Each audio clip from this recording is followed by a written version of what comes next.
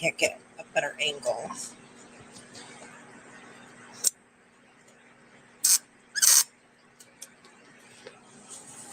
There we go. All right, y'all.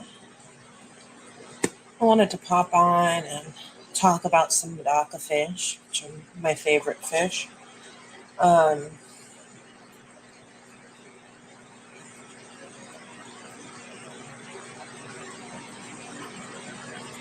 going to give it a little bit more time and see if anybody pops in. If not, it will be beautiful. Just some Medaka. I'll talk about them for a little bit, at least the ones in this tank. I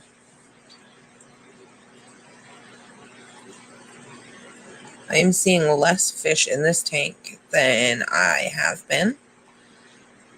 I did a water change. Make sure that it wasn't just water quality issues. And no.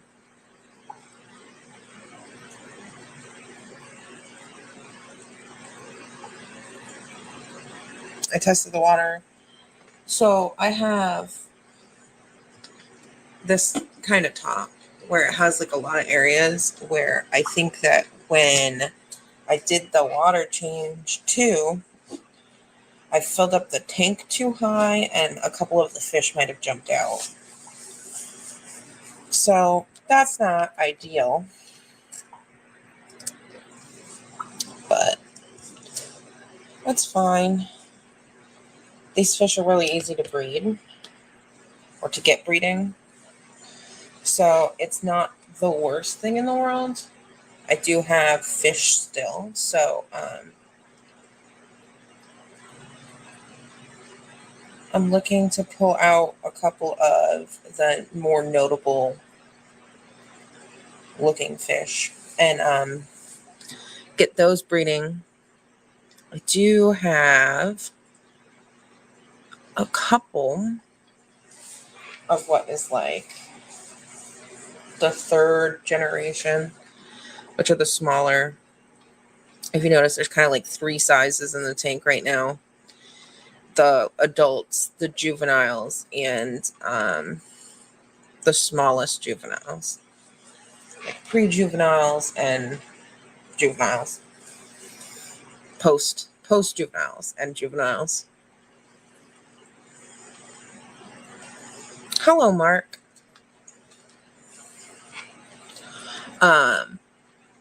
When looking at the sizes of the fish, you can kind of see like where they are in the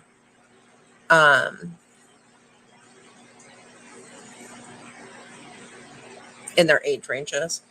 So we have the adults, which are the biggest. That would be an adult. I gotta get like a pointer. It'll be easier than sticking my hand in. Here.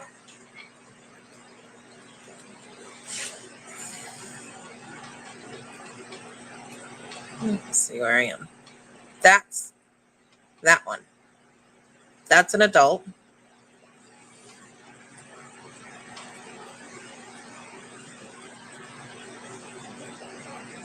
That's a juvenile. And that one coming up right here is pre-juvenile. So there's 3 generations. Here. Now, I don't know.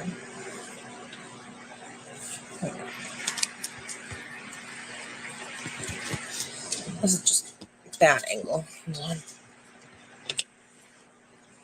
Okay, here. You can see the size difference between this one and that one up there. This one is not breeding size at the bottom. This one, however, even though it is smaller than the adult, is breeding size. So Medaka have a lifespan of 5 years maximum, but typically people see about 2 to 3 years.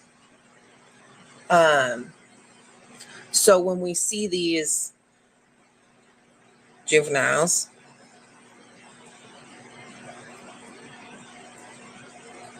and compare their size to these adults, we think that the juveniles might not be breeding size yet, but that's not true. Just because they're not their full adult size doesn't mean that they're not going to be exhibiting breeding behaviors. Also,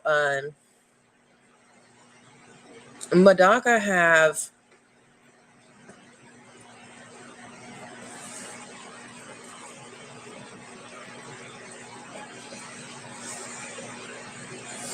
are ricefish the same as most fish, as in the older they get, the more eggs they lay? No.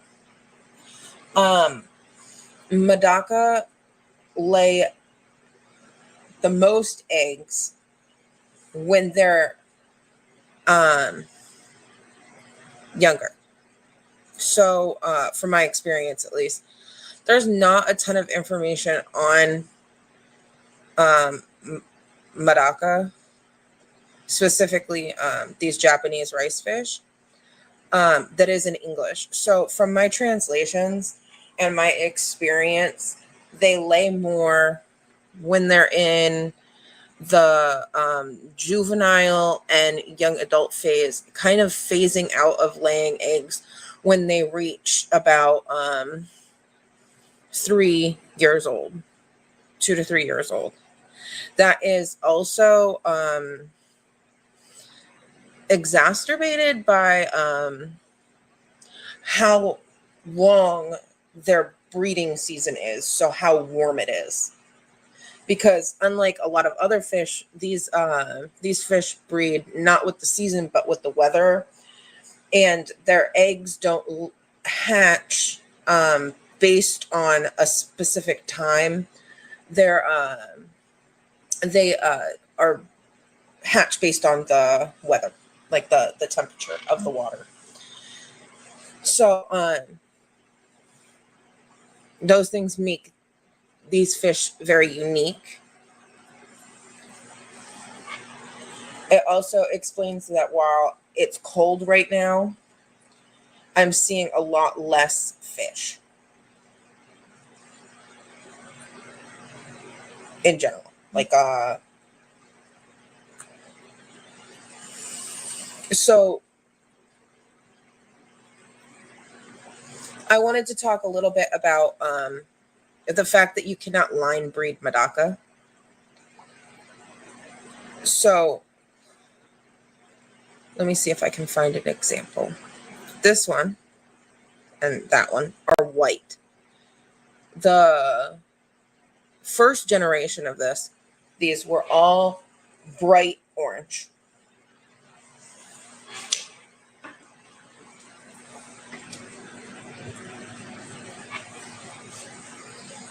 No problem. I'm thinking about some Medakas in tubs. It really drops below 0 Celsius, 32 to Fahrenheit here in winter. I'll get to that in a second. I want to talk real quick about how you can't line breed these, using these fish as an example. So the parents of these fish, like the original parents that I got, were all yukihis, so all orange Medaka. Much like, let's see, this guy over here hiding near the hair algae. They were all orange. Now, even if two orange siblings pair together and they have eggs,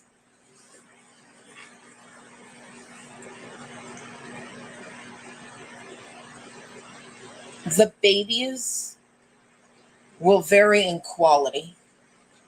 So we've got these platinums. Where'd they go? We've got these platinums. We've got orange, and we've got let's see if it comes over. It might be hiding behind the message. Yeah, right there where the message was. That's a red cap. So it's orange only on the head and white throughout the whole body. And these are all from the same parents. So when you get Medaka eggs, for example, they're going to be all different colors, depending on the original strain and how it got to where it is. So, like with the red caps or red heads or orange headed Medaka that I have in here are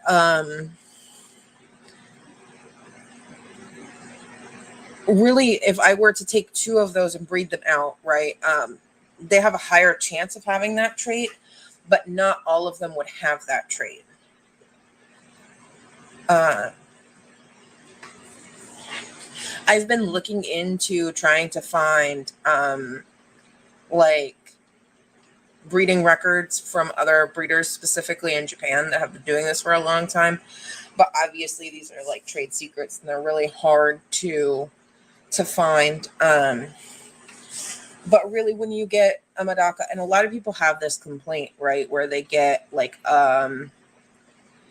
6 Medaka, like a little shoal of Medaka, and then they want to breed them, and they don't realize that you have to sort them or cull them out, and take the less desirable. In this case, if I wanted to keep this as true as possible, I would take out all the platinums and I would take out all the red caps just to keep the Yukihi true as possible. But then I wouldn't have gotten this fish that just came up, which has beautiful blue lame, and which is the outer light, and a shine on the top of its scales so that it is bright blue. So I choose to keep some of these together, and then when I'm breeding other fish, I will drop them in here. So basically this is the reject or cull tank. And then when I get some of the good looking orange or blue or whatever that have bred in here, I will pull them out to breed with other ones. So it's a little bit different than breeding guppies, for example, or endlers, or like other fish with like goldfish or even koi fish, where the variation in color when paired together is a little bit different.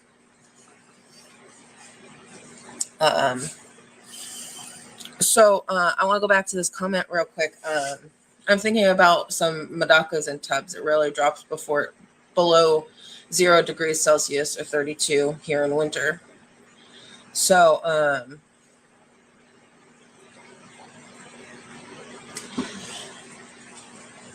Medaka are okay to be outside from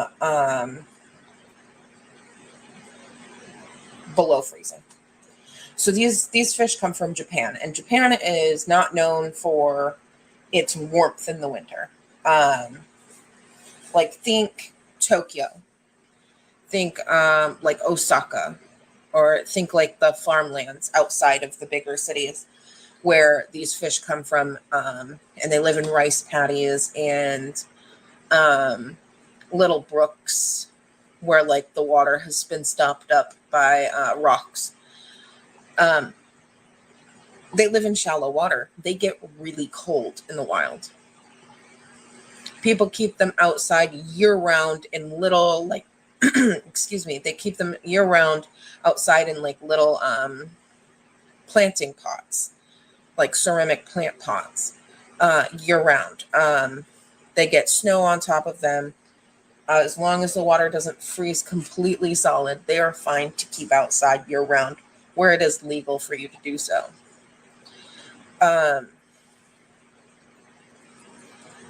I personally like bringing mine in and during the winter so I can sort and kind of make sure they're all right and know what colors I have. Some do stay outside. The ones that I would like to sell, specifically for pond use, will stay outside because I want them to have one winter as a juvenile successfully staying outside. So I feel like they're hardy enough for me to sell them.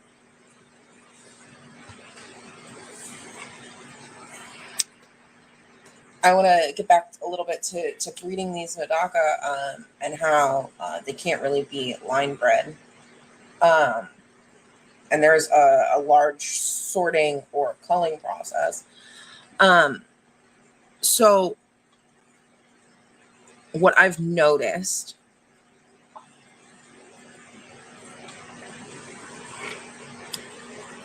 yeah, definitely, especially for the ones that I want to sell to people, because Medaka are known as pond fish. I want somebody to buy a fish from me and then be able to put it out in the pond and it not be more sensitive from being in almost more perfect conditions there, and they not be able to handle the weather changes.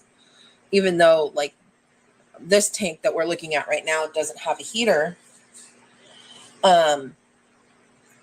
just by being inside it will have more it'll have less temperature swings. One second, I'm gonna go get some water.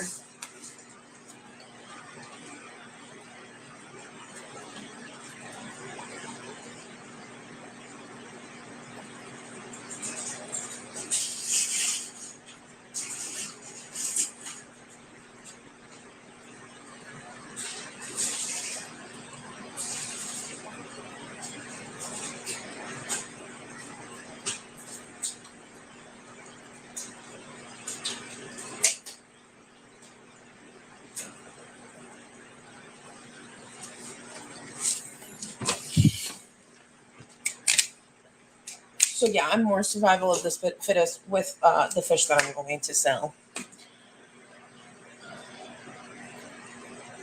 Of course, there are the fish that are born during the summer, which have a higher likelihood of being short-bodied or Daruma.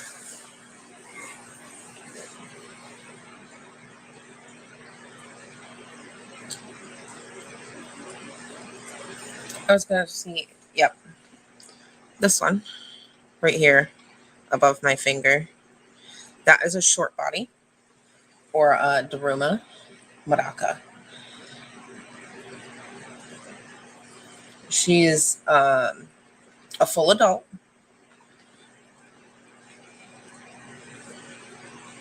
Doing very well. What I've noticed is that short-bodied Medaka do not have any problems, like at all. I don't know why exactly. Like scientifically, they don't have problems compared to other fish, but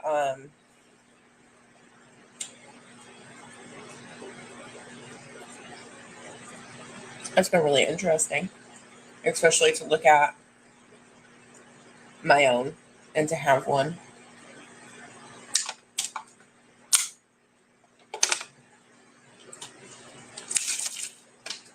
I obviously don't breed for short body. It just happens. I don't like the aesthetic of a short body fish.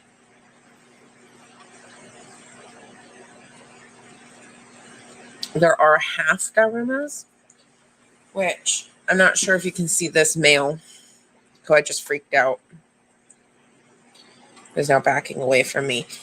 He has a characteristic of a half Daruma, which is instead of his head being flat against his body, like in this fish right here, we see a lump right after his head, which is a characteristic of the Darumas, or the half Darumas, or half short. Well, he didn't get the rest of the traits.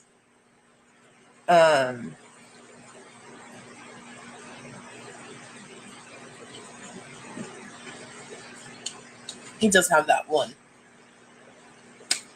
There are different fin shapes, body shapes, head shapes, and eye shapes or sizes in Medaka. A lot like goldfish. If it's easier, you can think of Medaka as tiny goldfish, but they can survive cold water and hotter water.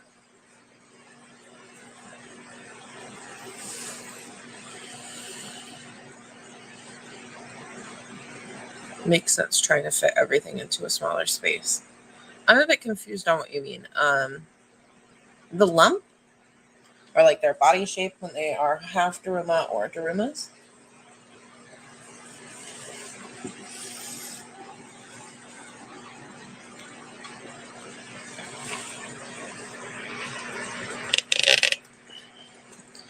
It's just a better viewing angle when we can look at them slightly from above. So I'm going to try and do that.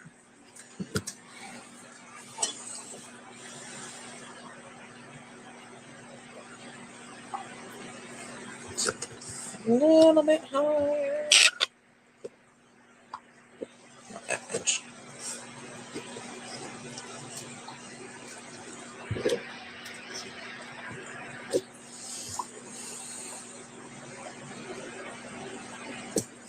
Let me try and move this light. So, kind of move it back a little. You can see.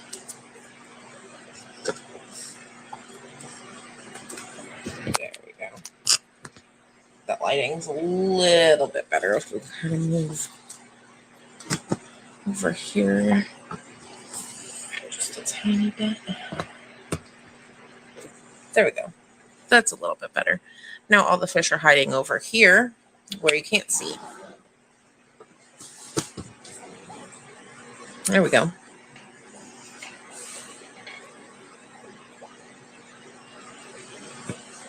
I like this crypt. It's nice. This one.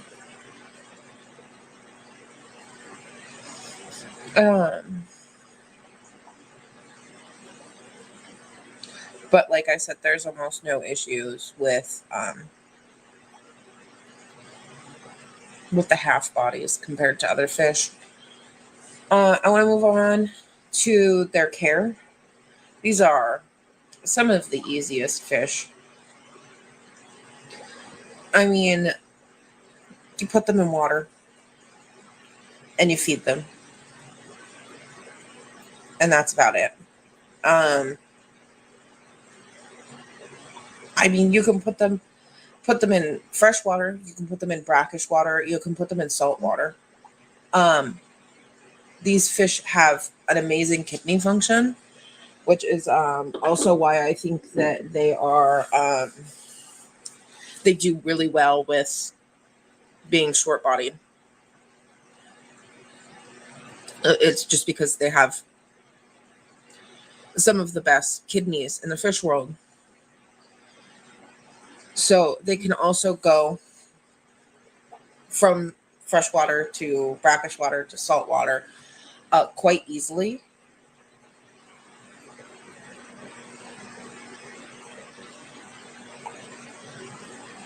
So really, you can put these fish in water, pretty much any kind of water, and feed them. They do like something to scrub their eggs off onto, whether that is aquatic plants or macroalgae. They really aren't fussy.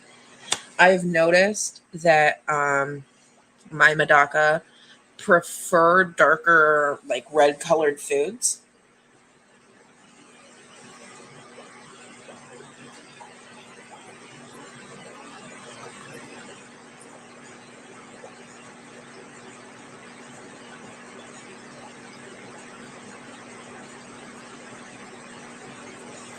They eat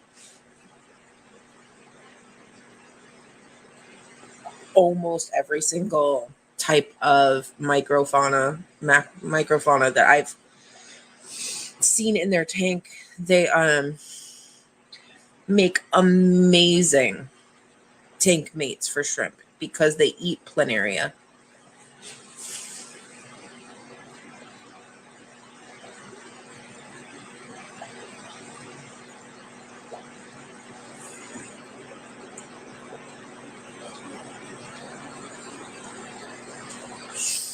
They'll eat small snails.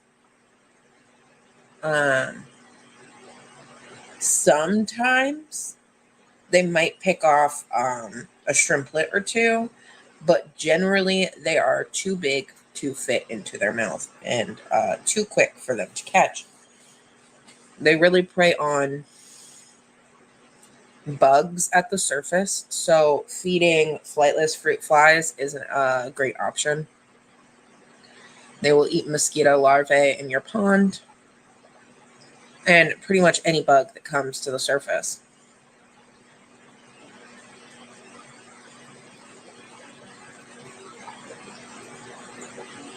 They need a lot of light. So these fish need 14 hours of light inside.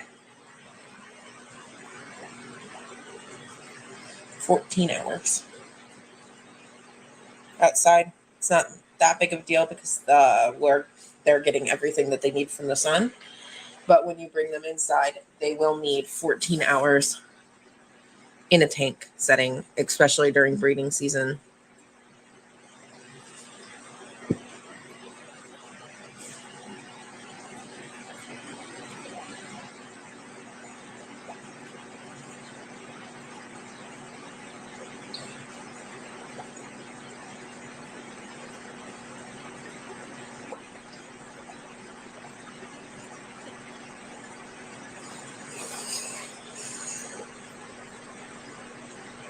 I think that's it from what I wanted to cover. We can just watch the Medakas for a little bit. I'll answer any questions that come in. If anybody wants to come up, the link is in the pinned message. Just let me know in chat so I can go onto the thing and let you in.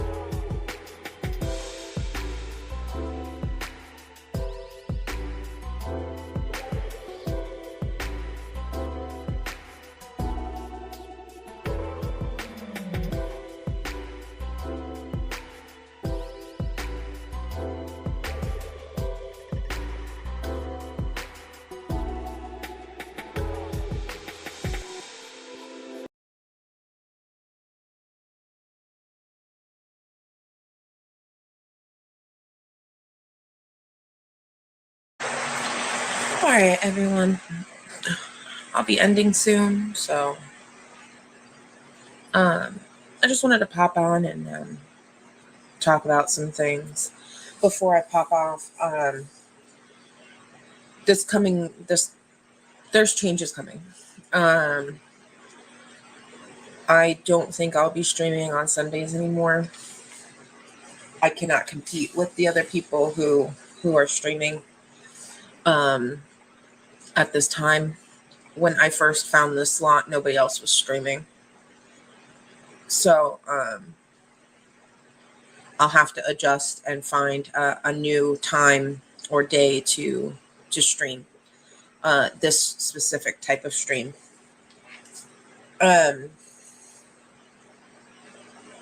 My next stream, my Wednesday stream, this Wednesday, I'm postponing it. The book that I'm taking the book that I'm reading, the Diana Wallstead book, is taking longer to analyze and read than the previous book did. So I'm giving myself some more time. I'm also noticing that I am having conflicts with people on Wednesday as well. So that might change. I'll try and keep everybody as updated as possible. But when larger channels stream over me, I cannot compete. And not that I mind. It's that nobody is able to see my stream. It gets pushed down. And I'm a really small channel compared to the people that are streaming at the same time as me. So I'm conceding. I will be doing my best to try and find a better time, a better day. So I'll see y'all next time. Thank you for watching. Look for more videos. I have a couple cool videos coming out on long form. I'm going to try and do some more shorts. I don't really get shorts and how they work or how to do them properly, but I hope that y'all will enjoy them nonetheless. And enjoy the new long form videos that are going to come out soon. And I'll figure everything out with the live streams.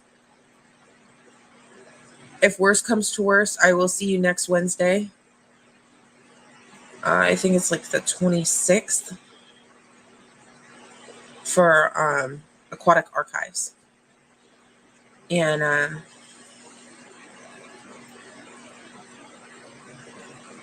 everything will work out, right? All right, y'all. I'm hopping off. I hope you have a great time. Have a good week. And I don't know. Bye. Thank you for joining.